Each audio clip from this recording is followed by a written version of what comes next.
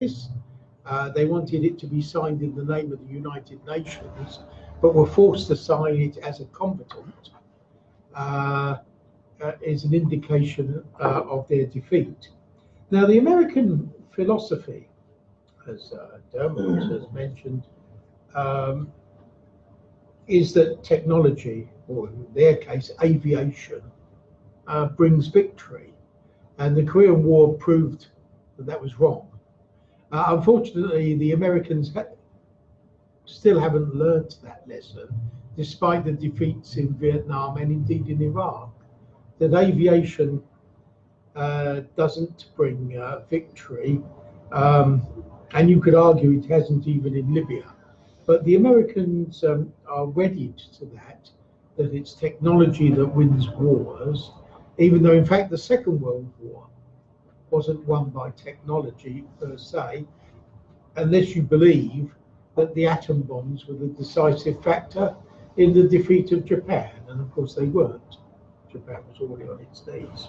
But I'm not going to, the time I've got, to dwell too much on the Korean War, because I think we all know too much about the Korean War. But the consequences, I mean, this year we have seen some extraordinary events. We have seen the President of the United States meeting Chairman Kim Jong-un in Singapore and reaching a number of or agreements or accords with the DPRK leader, which people would have thought would be unthinkable some years ago. The problem we have is that nobody knows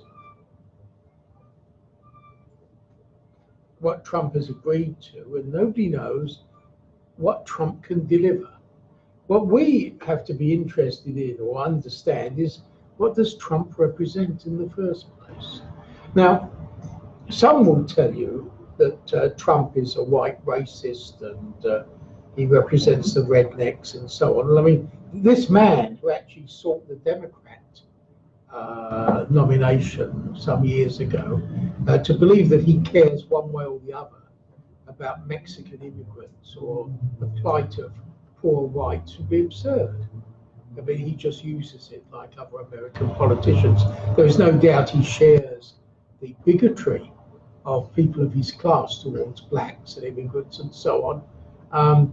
But he doesn't represent these people, he merely uses them. What he actually represents is a section of the US ruling class which is aware or perceives its own limitations now. Unlike, say, the successors, post-war successors, who have all sought to achieve US hegemony throughout the whole world in one form or another. I mean, after the collapse of the Soviet Union, it was called the New World Order, globalization, call it what you will. Trump is slightly different. It's clear that the people who support him, who may be a minority within the US ruling class, feel that to maintain America's presence in some areas of the world is uneconomic. And those two areas are on the Korean Peninsula. Trump said before the election that he wanted to pull his own troops out. And the other one is in Europe, where the Americans believe they can cut their losses. And that either the Europeans spend more on defense, but he will try and reach an accord with Putin. But that doesn't mean that the US imperialism is on a global retreat. It merely is a retrenchment, obviously welcome for the people of Europe and Korea if the Americans pull out, but it would not be. It will not mean a respite for the Arabs or the Africans or the people of Latin America, because Trump has made it very clear that the circles he represents still want to control the world energy markets. That's one of the reasons they want to overthrow the Venezuelan government, and it's one of the reasons. And Bolivia is coming soon. Bolivia is coming soon. Yes, yeah. It's why they're doing this. So while we can talk of realistic circles, just as there are in South Korea. We need to understand what is the nature of their realism and what they seek to get out of it. Obviously, the other side, our side, understand this fully. And this is what we have to project. So our projection is one which welcomed the summit in Singapore. It was a positive step, despite the howls of the so-called left in the United States, the Saunders and the Democrats and so on and so forth, who have actually joined in the general abuse of this step, not because they actually represent any force either in South Korea or in other parts of the world. It's because what they represent is the most aggressive sections of the American ruling class, who literally want their cake and eat it. And this is what makes it unrealistic. The attempt for the Americans to achieve world domination, which after the collapse of the Soviet Union they did try to do with Bushification, has clearly failed in the way it was projected. And Trump is adopting a more realistic approach as economic domination.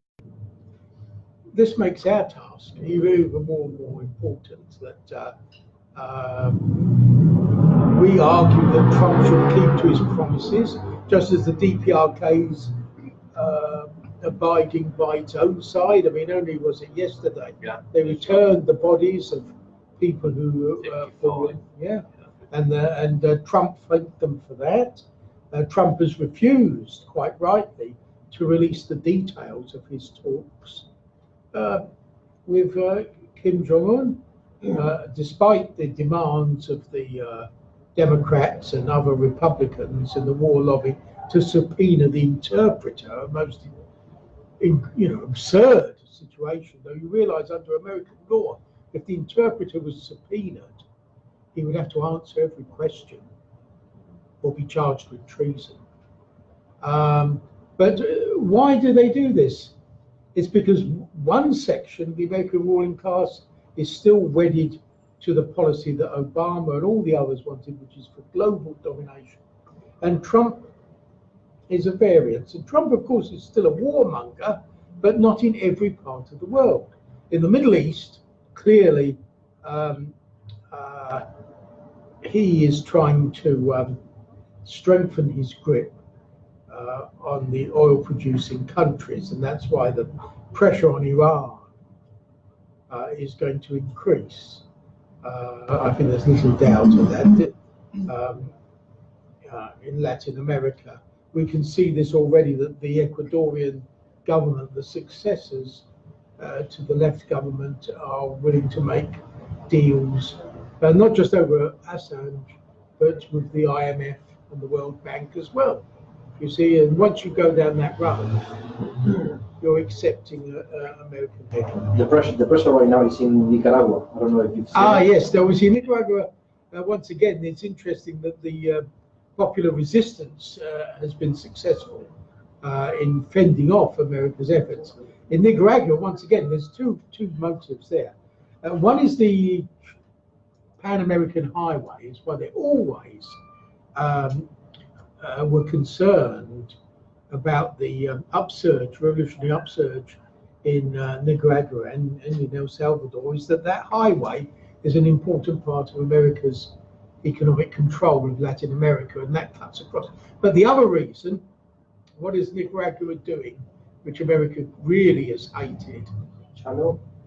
Yes, it's the new canal, which is being financed by Russia and China, and so Nicaragua is on the front line, and in fact one of the few countries to recognize South Ossetia and Abkhazia because of that. So there is still a front against imperialism, That's the final point I want to make. That you probably remember better than me what happened in Panama with Noriega. Yes. Oh, I mean, there's a whole history of this. Rich fellas now what they want to do in Nicaragua. I think traffic. There is a front against imperialism, but it's not the same as the old struggle against US imperialism when the two blocks existed. Now, our party's view is that the primary contradiction in the world is between US imperialism and the rest of the world it seeks to dominate. And that rest of the world includes the national bourgeois of those countries like Russia, the Putin government, and other governments where they have decided for their own class interests to stand up. And what you have to remember is that when they do stand up against US imperialism, they can't do this on their own. They have to have support from the masses. And this opens the door to progressive advance, as we see countries like Syria and many other countries. So when we remember the Korean War, we have to remember this was the first defeat for US imperialism. As Dermot pointed out, the country which portrayed itself as the major victor in the Second World War. It was a humiliating defeat. The Americans, it was an unexpected defeat, and they've never really come to terms with it. That's why, in some respects, Trump's meeting with Kim Jong-un is of particular significance, because I doubt whether any other American president could have done that. Past presidents like Carter met Kim Il-sung. Carter went as an emissary. When he was former president. Yes, president. Yeah, when he was former president. I said past president. But for a president to recognize the people's government in the North as an equal must lead to demands for normalization. I mean, the DPRK's demands are the minimal demands they've tabled. The maximum demands would have been for free elections in the South, to look at the question of reunification. That will come later, no doubt. Once but the minimal demands is for the denuclearization of the whole peninsula, which means the withdrawal of all US troops and normalization between US imperialism and the North, and normalization between the South Korean regime and the people's government in the North.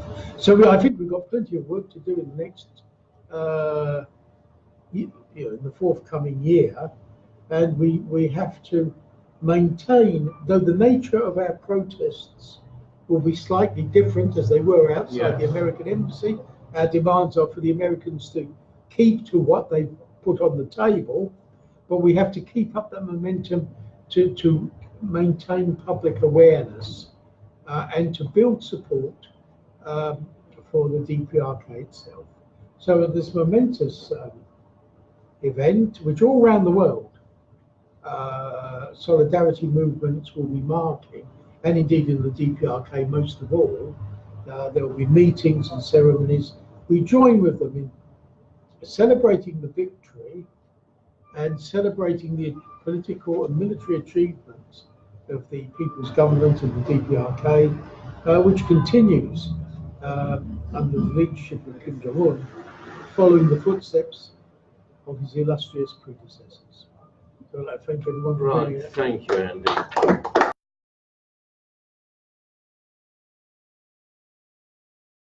Interesting speech that puts the Korean people's victory in the Fatherland Liberation War into context and into the present day terms. I mean, I'll just say one or two things very quickly following on from Andy. Yeah, I mean, basically we're going to be sort of trying new formats of events, which Jose is going to speak about later. You know, we're going to be defending the DPRK in a new, different and original way, but I'll leave Jose to talk about how we're going to do that.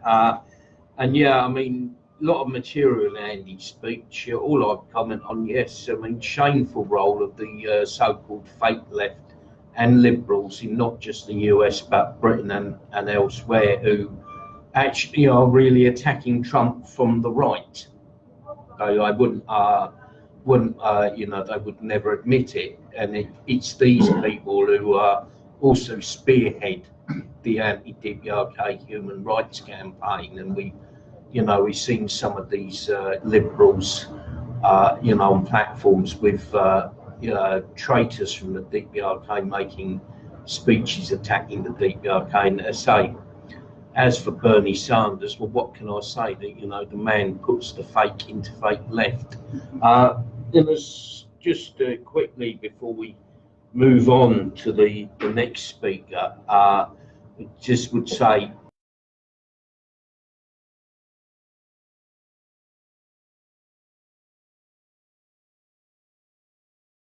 Marshall to